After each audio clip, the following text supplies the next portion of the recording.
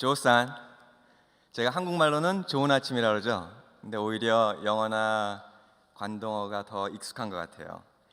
여러분들, 성탄절 아주 따뜻하고 추억이 많이 남는 절기죠. 근데 저는요, 성탄절에 그렇게 큰 의미를 두지 않아요. 왜냐하면 여러분들 12월 25일이 예수님이 태어나신 날 아닌 거 아시죠? 아세요? 성탄절은 사실 인간이 만든 절기인데요, 12월 달만 저희들이 주님의 오심을 축하하는 것이 아니에요. 이것은 사실 저희들이 매일매일 아침에 눈 뜰 때마다 저희들이 축하해야 되는 것이고 기념해야 되는 것입니다.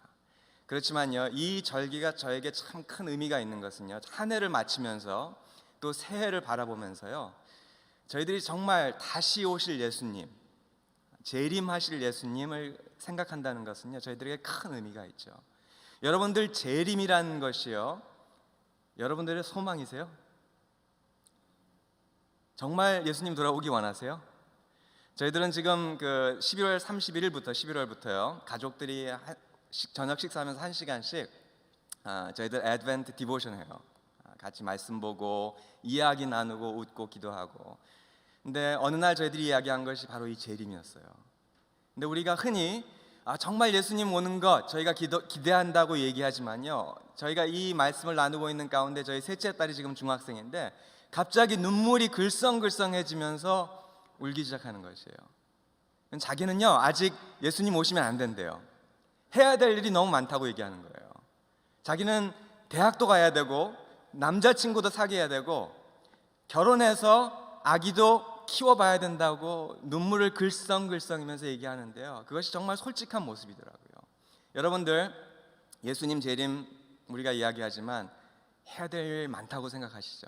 해보고 싶은 것도 많고 먹고 싶은 것도 많고 경험하고 싶은 것도 많은데요, 우리가 그리스도인으로서 이 재림이 정말 저희들의 매일매일의 소망이 되어야 된다는 것입니다.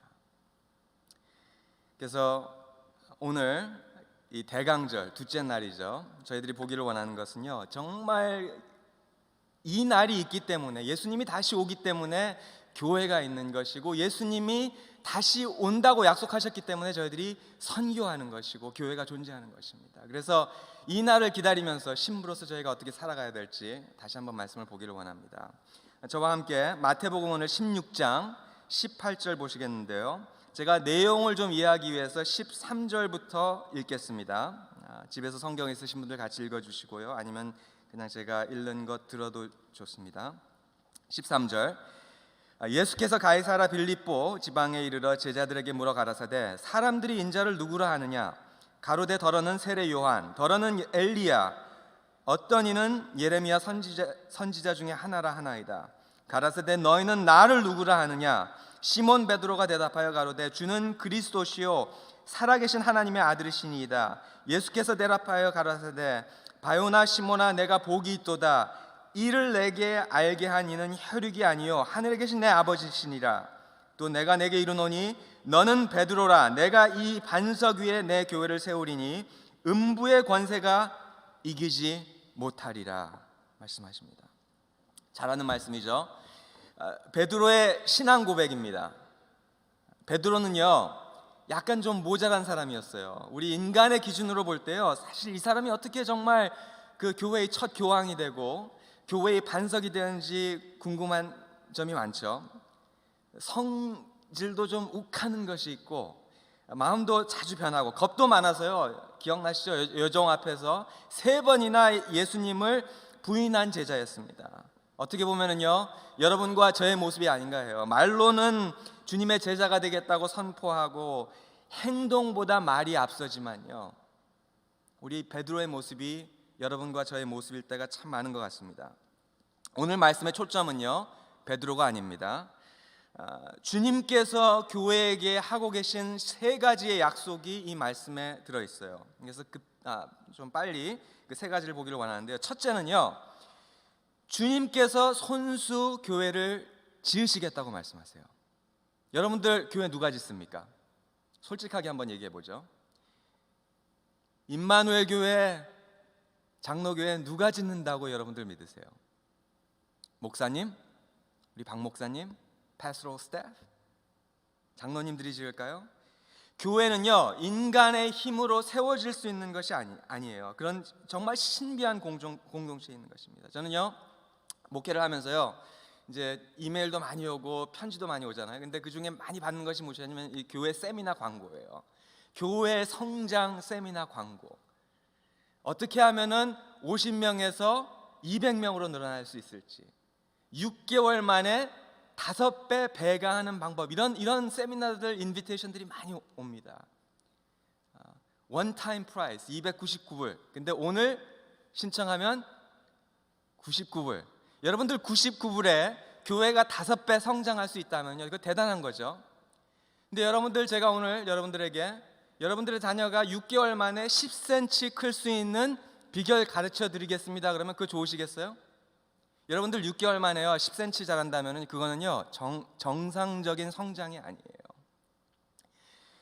근데 우리는요, 오늘 많은 사람들이, 교인들이요, 정말 목사님의 능력으로, 목사님의 설교로, 그리고 교회에서 전하는 어떤 프로그램들로 교회가 성장할 수 있고 그것이 세워진다고 믿습니다.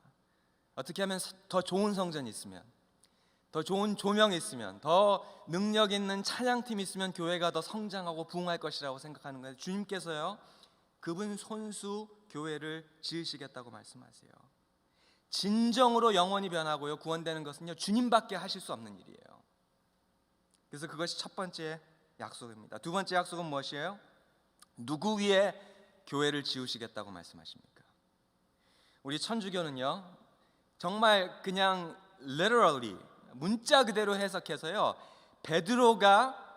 주님께서 베드로 위에 교회를 세우시겠다고 약속하신다고 믿었기 때문에요, 오늘 그 천주교의 중심이 어디죠? 바티칸. 그 바티칸에 가면은요, 어디에 그 바티칸 성전이 세워져 있어요? 베드로의 무덤 위에 세워져 있는 것입니다. 주님께서 베드로 위에 교회를 세우겠다고 말씀하셨기 때문에, 그래서 베드로가 첫 교황이고, 교황이 정말 그 교회의 주권, 열쇠를 가진 왕처럼 느껴지는 것이죠. 그런데요, 개신교는요 그렇게 믿지 않았죠. 베드로가 오늘 여기서 고백하는 신앙 고백이 주님께서 말씀하시는 반석이라고 얘기합니다. 예수는 그리스도시요 살아계신 하나님의 아들이시라는 이 고백이 우리 교회의 반석이라고 믿었기 때문에 온 모든 사람들이 다 프리스트라고 얘기하는 것이죠. 자, 누가 맞을까요? 천주교입니까? 개신교입니까? 저는요, 둘 다 맞고 둘 다 틀리다고 생각하는 사람이에요. 한국어나 영어로는 좀 이해하기가 힘든데요, 이 말씀을 잘 보면은요, 예수님께서 뭐라고 말씀하시냐면요, 너는 베드로라고 말씀하시니 그것이 무엇이냐면, 피터의 이름이요, 남성과 여성 버전이 있어요. 너는 페트라스, 너는 작은 돌이라고 말씀하세요. 그것이 베드로의 이름의 의미입니다. 너는 그냥 작은 돌인데, 주님께서 뭐라고 말씀하시냐면, 내 교회를 이 반석 위에 세우겠다고 말씀하시는 것은요, 페트라스가 아니라 페트라예요. 페트라. 정말 큰 바위산. 여러분들 요르단에 페트라 가보셨어요? 온 도시가 산으로 깎아서 만들어진 그 도시 전체가 바위인 세계 7 원더스 중에 하나예요.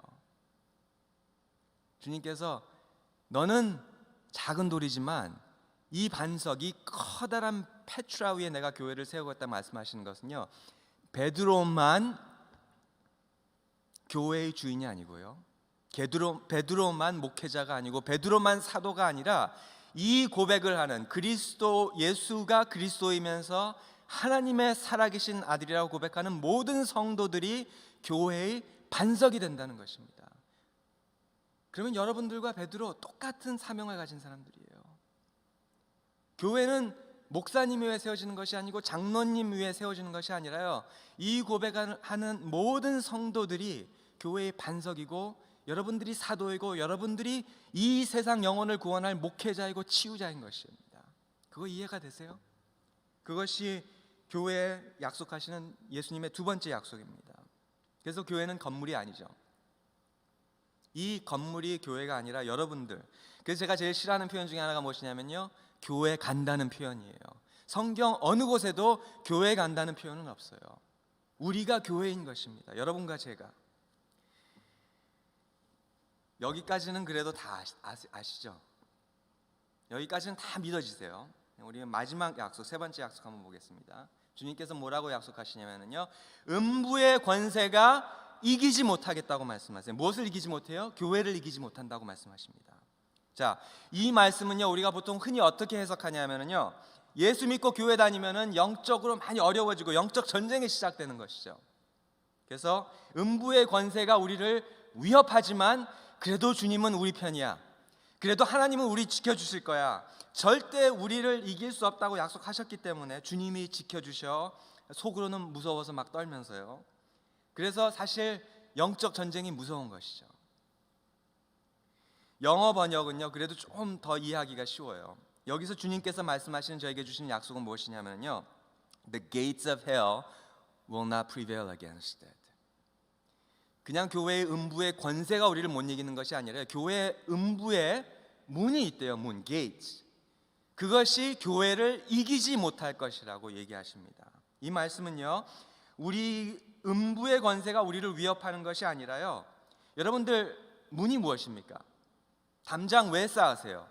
우리 게이트들, 여기 교회, 이 교회는 게이트이 없지만 저희 교회 최근에 담장을 다 쌓았어요. 문을 쇠로 만든 문을 쌓았는데 왜 그러냐면, 저희가 교회 안에 프리스쿨이 있어요. 우리 어린아이들 많이 들어오죠. 그 아이들을 보호하기 위해서요, 저희 교회가 좀 위험한 동네에 있기 때문에 도둑들도 많이 들고 마약 딜도 많이 하는 그런 곳이에요. 그래서 교회 아이들이 있는 곳만큼은 저희들이 담장을 다 쌓았는데, 문이나 이 담장의 목적이 무엇이죠? 사람들을 그 안에 지키고 적들이 들어오지 못하도록 막는, 보호하기 위해서 짓는 것이 이 게이트입니다. 그렇다면요, 음부의 적이 누구예요? 음부의 적이 누구죠? 교회죠. 여러분들이에요. 우리가 음부의 적인데요, 그렇다면 주님께서 말씀하시는 것은요, 누가 공격수이고 누가 수비수입니까? 교회가 공격하는 것이고요, 음부가 수비하게 되어 있는 것입니다. 이것이 하나님께서 저희들에게 오늘 말씀하시는 약속이에요. 음부의 권세가 우리를 위협하는 것이 아니라요, 교회가 음부의 권세를 위협하도록 하나님께서 만드시겠다고 말씀하시는 것입니다. 그래서 주님 뭐라고 말씀하시죠? 하늘과 땅의 모든 권세를 나에게 주셨으니 그러므로 너희는 가서 모든 민족으로, 족속으로 제자 삼으라고 말씀하셨잖아요. 그 권세 여러분들 느껴지세요? 그런데 지금은요, 교회가 공수가 바뀌었어요. 우리가 공교이고 음부가 수비인데요, 영원 구원 막기 위해서 음부는 사람들을 그 안에 가둬놓고, 교회가 어떻게 했었는지 그 사람들 영원 구원 못하게 하기 위해서 게이트를 다 쳐놨는데요, 오늘날 교회는요, 우리가 쫄아서 우리가 수비가 되어버렸습니다. 여러분들, 저 축구 참 좋아하는데요, 우리 토트넘 핫스퍼 손흥민, 저는 TV 안 보지만요, 그냥 경기 끝날 때마다 유튜브 동영상으로 한 10분 하이라이트 보는 게 저의 유일한 낙이에요. 근데 여러분들 축구 좋아하시죠? 자랑스럽죠, 손흥민 선수. 여러분들 축구 수비가 아무리 좋아도요, 그리고 코칭 스태프들이 아무리 좋아도, 감독이 아무리 뛰어난 감독이라도요, 공격하지 않으면 절대 이길 수 없는 게 축구입니다. 여러분들, 손흥민이 어느 날 갑자기 나는 그래도 우리 팀을 지키기 위해서 골키퍼가 되겠다고 뒤에 들어가서 골키퍼 한다면 어떻게 되겠어요? 케인과 손흥민이 수비만 본다면요, 그 팀 망하는 거예요. 근데 교회가 똑같은 착각을 하고 있는 것입니다. 영적 전쟁은요, 우리가 그냥 우리 자신을 보호하기 위해서 기도하고 하나님께 도와달라고 부탁하는 것이 아니라요, 우리가 전방에 나가서 뛰고요, 음부의 권세를 흔들 권세를 하나님께서 저희들에게 주셨어요. 그게 이해가 되세요? 그게 믿어지세요? 다음 절에 뭐라고 말씀하시죠? 우리 오늘 읽진 않았지만요, 내가 천국의 열쇠를 너에게 주리니 내가 땅에서 무엇든지 매면 하늘에서도 매일 것이고 땅에서도 풀면 하늘에서도 풀릴 것이라고 약속하십니다. 이 열쇠를 원하세요, 여러분들? 이 열쇠 이미 우리들에게 주셨어요. 근데 그 열쇠가 어느 구멍에 들어갔는지 우리가 지금 몰라서 착각하기 때문에 쓰지 못하는 것입니다. 음부의 권세를 열고 닫는 그 능력을 저희들에게 주셨는데, 그 열쇠를 저희들에게 주셨는데요, 저희들은 그저 이 열쇠가, 천국의 열쇠가 우리 직장 문제 해결하고 자녀 교육 해결되고 가정 문제 해결되는 그 정도의 수준으로만 생각하고 있기 때문에요, 열리지가 않는 것이에요. 물론 우리 문제들을 위해서 하나님 앞에 기도하지만요, 거기서 기도가, 저희들의 기도가 끝나면 안 된다는 것입니다. 저 한국교회 참 사랑하는데요, 오늘 남은 시간은요, 제가 여러분들에게 좀 예언을 해드리고 싶어요. 예언이라고 얘기하면은요, 뭐 미래에 어떤 쪽집게 같이 여러분들 앞에 삶에 어떤 일이 일어날지 그렇게 생각하시는 분들 계실지 모르겠지만요, 예언은요 그리스도를 증거하는 것이고요, 예언은요 하나님의 마음을 전달하는 것입니다. 그래서 저는 이곳에 올 때 오늘 좀 선지자적인 사명으로 왔어요. 제가 하는 말씀이 좀 아플 수 있지만요, 제가 어제 말씀드렸죠, 아프다는 것은요 여러분들의 살아있다는 것이에요. 그리고 여러분들 안에 하나님의 영이 거하고 계시다는 것입니다. 제가 2007년에 토론토에 가족이 있는데, 가족들을 방문하고 돌아오는 길에요, 토론토 공항에서 8시간 동안 비행기가 연착이 된 적이 있었어요. 그 공항 안에서요, 막 시끄러운 공항, 사람들 꽉 차서 기다리면서 막 화나서 기다리는 그 공항 안에서요, 저는 그 8시간이 제가 평생에 체험해보지 못한 어떤 정말 하나님의 임재를 경험한 그런 시간이었습니다. 8시간 동안요, 제가 앉아있는데요, 하나님께서 제 옆에 바로 앉으셔서 저와 대화하는 것처럼 느껴졌어요. 그래서 막 제가 하나님께 질문하고 하나님께서 저에게 대답해 주시고, 그러면 막 열심히 그 오는 영감을 노트에 적고, 그래서 8시간이 마치 한 30분 정도 흘러간 것 같은 그런 시간이었는데요, 8시간 기다린 이후에 이제 비행기가 연착이 멈추고 이제 이륙할 시간이 돼서 비행기에 타서 토론토 도시, 밤에 그 도시를 보면서 비행기가 이륙을 하는데 갑자기 막 눈물이 나기 시작해요. 그러면서 막 펑펑 울기 시작하는데요, 제가 한 번도 경험한 적이 없습니다. 저는 눈물을 잘 흘리는 사람이 아니에요. 감정이 좀 어떻게 보면 많이 굳어 있는 사람인데요, 눈물이 나기 시작하는데요, 제가 눈물을 흘리면서요 느껴지는 생각이, 저는 감정이 전혀 변화가 없는데요 눈물이 나오는 거예요. 제 눈물이 아닌 것을 알았어요. 그때 하나님께서 저에게 가르쳐 주신 마음이 무엇이냐면요, 이것은 하나님께서 세상을 향하신 어떤 긍휼한 그런 눈물이 아니라요, 하나님께서 교회를 향해서 애통해 하시는 눈물이라고 말씀해 주셨습니다. 그때 저에게 주신 3가지 말씀이 있는데요, 3가지 어떻게 보면 경고가 있습니다. 왜 하나님께서 교회를 향해서 그때 애통해 하셨는지, 어떻게 보면 이것이 저의 목회의 철학이 되었고, 지금까지도 제가 2007년, 한 13년, 14년 지났는데요, 아직도 저에게 정말 그때 받았던 것처럼 저에게 계시가 된 말씀이라서 여러분과 좀 나누기를 원합니다. 주님께서 왜 교회를 향해서 애통하시냐 하면은요, 영어로는 제가 그때 하나님과 영어로 대화했기 때문에 영어로 먼저 말씀드리겠습니다. barrenness. 예수님께서 저희 교회의 barren이 무슨 뜻인지 아세요? 불모, 임신하지 못한다는 것입니다.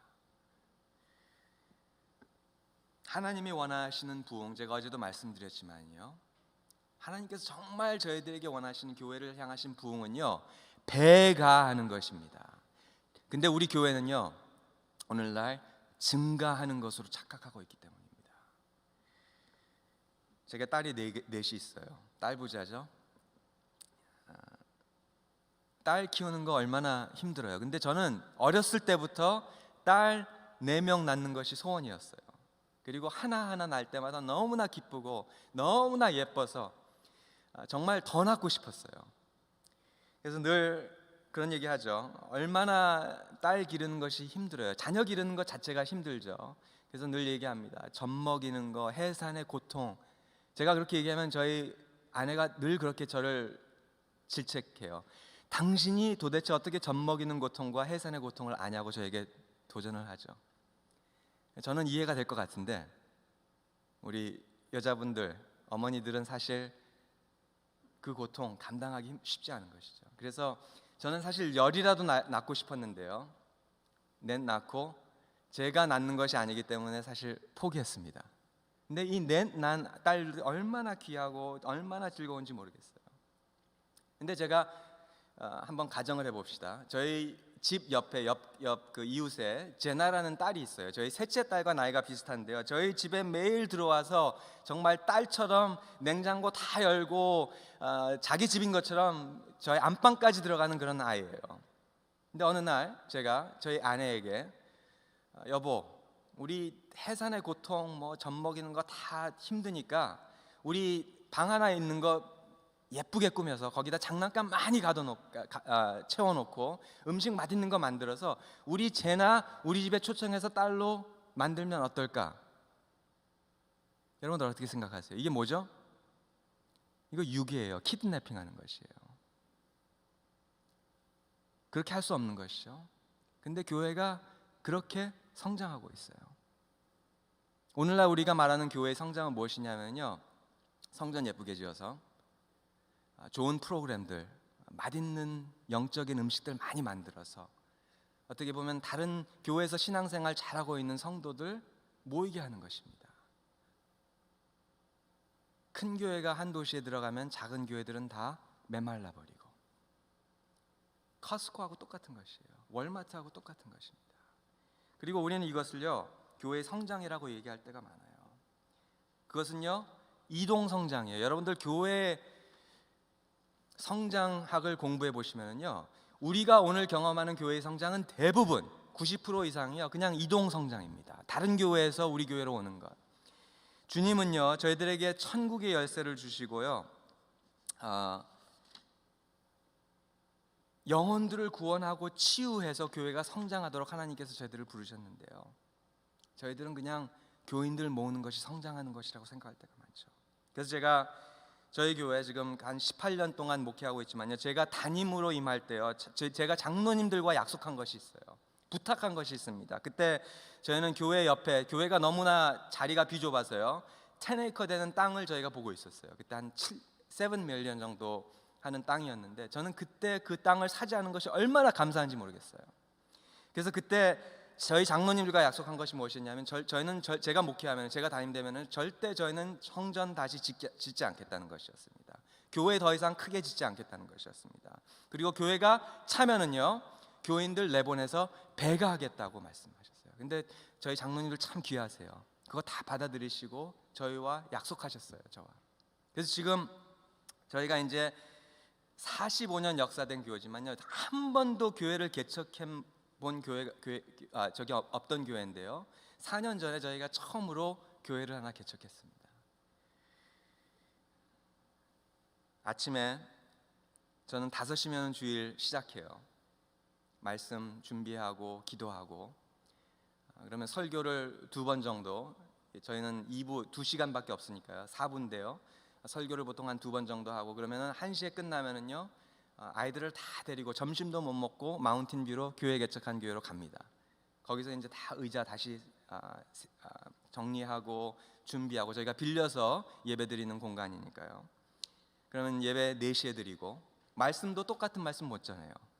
왜냐하면 지금 믿지 않는 사람들이 많이 오기 때문에요. 그래서 말씀도 2말씀 준비해야 되고, 그러면 예배 끝나고 6시부터 만찬이 시작돼요. 지금까지 4년 동안 매일 저녁 같이 식사했어요. 그러면 집에 한 8시쯤 도착하는데요, 그러면 막 뼈가 부서지는 것 같아요. 내가 왜 이거 시작했지? 교회 잘 성장하고 있는데, 좋은 교회 있는데 왜 교회를 개척해서. 근데요, 그렇게 피곤하고 그렇게 뼈가 부서지는 것 같은 그런 아픔 속에서도요, 저에게 가장 기쁨과 생명을 주는 사역이 바로 그 교회 개척하는 것이었습니다. 우리가 자녀들 낳아서 기르는 것처럼 힘들지만요, 그 기쁨은 다른 어떤 사역에서 느끼는 기쁨과 비교할 수가 없었어요. 그래서 지금 저희 교회는 2번째 이제 개척을 준비하고 있어요. 이것이 하나님께서 교회를 세우시는 비결이고 하나님의 전략인 것입니다. 2번째, 하나님께서 저희들의 애통하시는 마음은 무엇이냐면요, 욕심이에요. 교회 안에, 여러분들 누가복음 12장에 보면은요, 우리가 잘 아는 어리석은 부자의 비유가 나옵니다. 한 부자가 그 밭에 소출이 풍성하여 곡식을 쌓아둘 곳이 없으니 어찌할꼬, 고민하다 내 곡간을 헐고 나오는 곡식과 물건을 많이 쌓아두리라. 욕심의 가장 정확한 정의가 여기 있습니다. 잘 아는 말씀이죠. 이 욕심에 영이요, 오늘 교회를 사로잡고 있습니다. 10년, 20년, 30년 된 교회들이 왜 개척하지 못하고 배가하지 못하는지 아세요? 성도들을 내보내지 못하기 때문이에요. 그래서 허물고 더 크게 짓고. 여러분들 임마누엘 교회 정말 아름다운 건물 있죠? 교인들 많습니다. 이제는 정말 훈련시켜서 내보내는 교회가 되기를 제가 기도하고 있어요. 배가하는 교회가 되세요. 어려운 건 아닙니다. 주님께서 하시겠다고 말씀하세요. 전략이 있어서 되는 것이 아니고요, 능력이 있어서 되는 것이 아니고, 재정이 되기 때문에 할 수 있는 것이 아니에요. 여러분들이 이것이 주님의 뜻이니 저희가 하겠습니다 하면은요, 주님께서 축복해 주세요. 보내주시고. 근데 이런 잘못된 사고, 욕심은 어디서 오냐면요, 우리가 큰 것이 좋다는 우리의 성공을요, 숫자로 계산하고 숫자로 재는 세상의 법칙을 저희들이 받아들였기 때문에 이런 잘못된 생각들이 교회를 자리 잡고 있는 것입니다. 여러분들 요한계시록이요, 2장부터 3장 보시면요, 주님께서 7 교회에게 편지를 보내시죠. 아세요? 2 교회는요, 주님의 칭찬을 받는 교회입니다. 그리고 그 중에 2 교회는요, 주님의 질책밖에 못 받아요. 너희는 죽은 교회이며 너희는 미지지근하기 때문에 내가 입에서 뱉어버리겠다고 주님께서 고백하세요. 그런데 그 말씀을 잘 연구해 보면은요, 예수님께 칭찬받은 2 교회가 그 당시에 가장 작은 교회였어요. 밖에서 세상의 눈으로 볼 때는 정말 보잘것없는, 힘없는, 그리고 예수님에게 질책받은 2 교회가요, 가장 큰 교회였어요. 프로그램이 가장 많고 밖에서 보기에는 사람들이 부러워하는 교회였습니다. 제가 이렇게 말씀드리면요, 제가 임마누엘 장로교회 비판하러 온 것처럼 말씀하실 수도 있지만요, 저도 큰 교회를 사역하는 목회자로서 똑같은 말씀을 여러분들에게 드리고 싶은 것입니다. 교회가 크다고 막 성장하고 사람들이 많아진다고 건강한 것이 아니고, 주님께서 아끼는 교회가 아니라는 것입니다. 여러분들, 우리가 크고 성숙할 수 있다면 더 좋은 것이죠. 그래서 오늘날 우리 교회들을 보면은요, 사업처럼 운영되는 교회들이 너무나 많아요. 여러분들 교회 홈페이지 보면은 정말 우리 교회가 최고인 것처럼 이웃보다 더 잘 만들고, 우리 교회는 사랑의 공동체, 주님의 공동체, 그러면서 막 비전 스테이트먼트, 사명들 막 적어놓으면요, 그건 무슨 말이에요? 세상 사람들이 볼 때는요, 야, 교회들이 사업들하고 다를 것이 없다는 것이에요. 똑같이 마케팅하고 똑같이 광고하고, 그래서 어떻게 해서든지 다른 교회보다 더 앞서기 위해서. 이것이 주님께서 저희들을 향해서 애통하시는 3번째 눈물이십니다. 교회가 협력하지 못하고요, 서로 경쟁하는 것이죠. 이것이 주님의 가장 큰 아픔이에요. 우리가 하나님께서 저희들에게 주시는 비전은 딱 하나예요. 그분 자신입니다. 여러분들 비전 하시죠? 비전이 있어야 산다고, 비전이 없으면 멸망한다고 얘기하면, 그 말씀, 거기서 하나님께서 말씀하시는 비전이 무슨 비전인지 아세요? 교회 성장하고 크게 되는 그런 비전이 아니에요. 하나님의 비전이 이루어졌기 때문에. 우리의 유일한 비전은요, 하나님이 돼야 되고 예수님이 돼야 되는 것입니다. 그러면 모든 것이 해결돼요. 그런데 오늘날 우리는 비전을 중요시하는, 그리고 어떤 목회자나 지도자의 비전을 더 중요시 여기는 그런 교회가 되어버렸어요. 어떻게 해서든지 성공하고 성장하기 위해서. 그래서 협력하지 못하고 경쟁하는 교회가 되어버린 것입니다. 제가 가슴 아픈 것 중에 하나는요, 우리 교회들 목회자 청빙하는 것이에요. 제가 참 임마누엘 장로교회 지난 2년 동안 이렇게 보면서 감사한 것 중에 하나는요, 다른 곳에서 목사님들을 스카우트해 오지 않으시고요, 그래도 우리 4년 동안 섬기신 교회 안에 이미 계신 목회자를 세운 것이 너무나 감사해요. 여러분들 오늘 목회자들 어떻게 청빙하는지 아세요? 다른 CEO들 스카우트해 오는 것처럼요, 다른 교회에서 목회하고 계신 목사님들을 스카우트해 오면 그 교회는 어떻게 됩니까? 제가 사역하면서요, 저에게도 그런 제안들이 많이 들어와요. 큰 교회에서요, 더 큰 교회에서 목사님 한번 와서 크게 사역해 보지 않으시겠습니까? 그러면 하나님께서 저에게 맡겨주신 양떼들은 누가 먹입니까? 그러면 그런 사람들은 하나님께서 어떻게 또 채워주시겠죠. 여러분들 그게 정말 하나님의 마음일까요? 여러분들 앞으로는요 교회 안에서 목회자들 세우셔서 후계자 세우세요. 그것이 저희 교회의 목표입니다. 그것이 저희 비전이에요. 저희는 다른 데서 불러오지 않습니다. 불러오면은요 그 안에서 정말 귀하게 세워서 훈련시켜서 후계자 만드는 것이, 그것이 제자 훈련하는 것입니다. 제가 2007년 이 경험 이후에요 하나님께서 교회를 정말 개척하라는 그런 비전을 주셨는데, 그때 저에게 든 생각이 무엇이냐면요, 정말 저희 교회 주위에는 월남 그 이민자들이 참 많아서 그때 비엔남 컨그리게이션, 우리 비엔남 월남 말하는 그 교회 컨그리게이션을 하나 만들어야겠다 그런 마음이 들었어요. 그 당시에 저희 교회 안에 이미 월남어를 할 수 있는 교인들이 꽤 됐어요. 그래서 그 사람들 한 10명 정도 제가 모아서요 교회를 이제 컨그리게이션을 만들기 위해서 예배를 2시에 오후에 정하고 사람들이 모이기 시작했습니다. 그래서 한동안은 30명, 40명까지 모이다가요 어느 날 갑자기 숫자가 막 줄기 시작해요.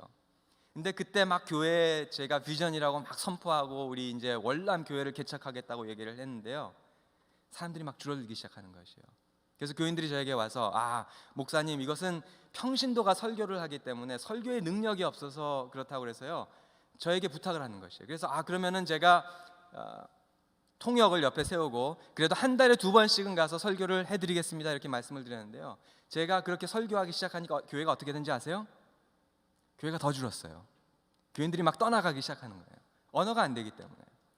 그때 주님께서 저에게 경고처럼 말씀하신 것, 주님께서 저에게 꾸짖어 주신 그 정말 그 마음이 무엇이었냐면요, 테드야, 네 이름이 내가 하는 모든 사역에 들어가야 되니 그렇게 물으시는 것이에요.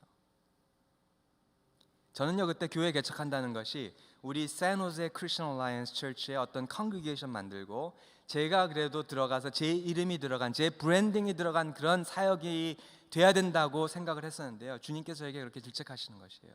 그것이 그 사역 안에 내 이름이 들어가야 되냐고 물으시는 것이죠.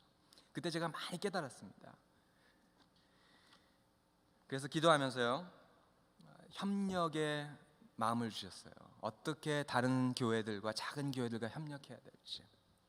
그래서 찾고 기도하기 시작했을 때 하나님께서 저에게 그 주위에서 작은 그 비엔남 교회를 개척하신 목사님을 친구로 소개를 해주셨습니다. 그래서 그 목사님과 교제하면서 커피 마시면서 식사하면서 그런 비전을 나누기 시작하고, 작지만 그 전도도 같이 하고 시작을 했어요. 그런 관계가 자라서 어느 날 제가 그 목사님에게 초청을 했습니다. 목사님, 지금 교인들이 한 30명 정도밖에 안 되지만 저희도 한 20명 정도 지금 월남 그 말로 예배할 수 있는 분들이 있는데 같이 합쳐서 한번 목회해 보지 않으시겠습니까? 그래서 우리는 사역 같이 해요. 같은 이름으로 사역하는 교회는 아니지만은요, 교회가 협력해서 전도하고 영혼 구원해서 그 교회가 지금 5년 차 되는데요, 한 150명 정도 모이는 정말 아름다운 교회로 성장했습니다. 그렇지만 그 재정 저희들이 건드리지 않습니다. 교회의 어떤 그 가버넌스들 무엇이죠? 교회 운영하는 것들 저희들 절대 관여하지 않습니다. 그렇지만 사역 같이 하고 교회 건물 같이 나눠서 쓰고, 이것이 하나님께서 정말 기뻐하시는 일, 얼마나 제가 그거 생각할 때마다 감사한지 몰라요. 여러분들도 이제 돌아보세요. 주위에 작은 교회들, 내가 협력해야 될, 도와야 될 교회들이 어떤 교회들인지. 제가 이제 말씀 좀 정리해 드리겠습니다. 오늘 이 마태복음 16장 통해서 주님께서 스스로 교회를 세우시겠다고 약속하셨어요. 그건 믿으셔야 됩니다. 그리고 예수가 그리스도임을 고백하는 모든 성도님들 위해 세우시겠다고 말씀하는 것입니다. 이 특권은요 베드로에게만 주어진 것이 아니라 여러분 한 분 한 분들에게 하나님께서 주시는 것이고, 베드로에게만 그 천국의 열쇠를 주시는 것이 아니라 저희들 한 분 한 분들에게 주시는 것입니다. 그리고 여러분들이 공격인 걸 잊지 마세요. 수비가 아닙니다. 앞으로 어떻게 음부의 권세를 흔들어야 될지 고민하시고 기도하시는 교인들이 되시기를 축복합니다. 배가 하는 교회 되세요. 한 영혼 한 영혼 구원하면서 퍼주는, 나눠주는 그리고 한 영혼들 세례하면서 훈련하면서 제자 훈련시켜서 내보내는 그런 교회가 되기를 제가 기도하겠습니다. 욕심이나 욕망이 아니라요, 정말 후함으로 알려지는, 나눠주는 교회, 그리고 다른 교회들과 협력하시는 교회. 그래서 정말 이 산호세, 그래도 다민족 도시잖아요. 소수민족들과 작은 이민교회들 품고 도우면서 나의 교회만이 아니라, 나의 사역만이 아니라 하나님의 나라를 확장해 나가는 그런 교회가 되기를 예수 그리스도의 이름으로 축원합니다.